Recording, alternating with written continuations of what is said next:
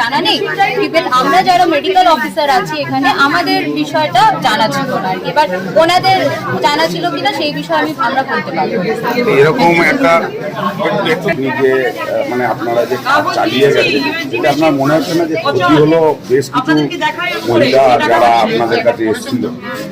হ্যাঁ দেখুন, সেটা তো অবশ্যই। এবার অ্যাকচুয়ালি যখন মানে কোনো প্রেগনেন্সি থাকে, তো প্রেগনেন্সিতে তো ক্লিনিক্যাল সায়েন্সও অনেক কিছু বোঝা যায় যে কোনো পেশেন্টের কোনো প্রেগনেন্সিতে কমপ্লিকেশন হতে পারে কিনা, বা কারোর ফার্স্ট প্রেগনেন্সি বা সেকেন্ড প্রেগনেন্সি বা কারোর অ্যাবর্শন হয়ে থাকে কিনা। তো সেই ক্ষেত্রে যখন আমাদের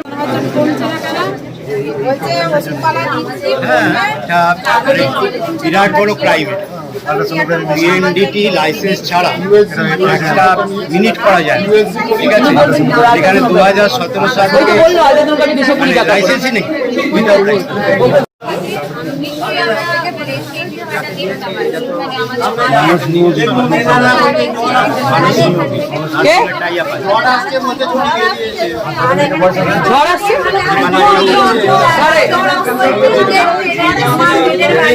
এখানে সারপ্রাইজ ভিজিট, এখানে একটা ইউএসজি মেশিন আছে, আলট্রাসোনোগ্রাফির মেশিন। সেই আলট্রাসোনোগ্রাফির মেশিন এখানে signature of appropriate authority additional district magistrate PNDT licence নেই, 17 সালে শেষ হয়ে গেছে, এক্সপায়ার করে গেছে। সেই মেশিন 2022 সেই মেশিন 22-এ রিনিউয়াল ছিল, করা হয়নি। একই মেশিন চলছে, মেশিনটার দাম 15-20 লাখ টাকা, এবং মেশিনটা নতুন না কিনে সেই মেশিনটাকে এই যে মানুষ কিনে আছেন এখানকার, উনি 1-1.5 লাখ টাকা দিয়ে এই সরকারি হসপিটালের সঙ্গে ম্যানেজ করে এখানকার মন্ত্রী যিনি আছেন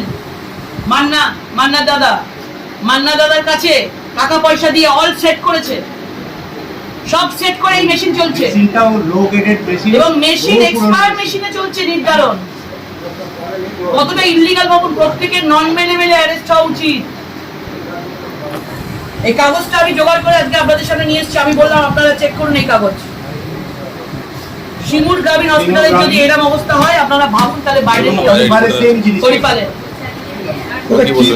কি বলবেন? শিমুর নিয়ে তো সবসময় হসপিটাল ভাবুন, স্বাস্থ্য সাথী ভাবুন, বড় বড় কথা ভাবুন। মানে ওনারা স্বীকার করছেন এই মেশিনে ইউএসজি রিপোর্ট ঠিক মতো বেরোয় না, 200 থেকে 300 টাকা মহিলাদের থেকে নেওয়া হয়।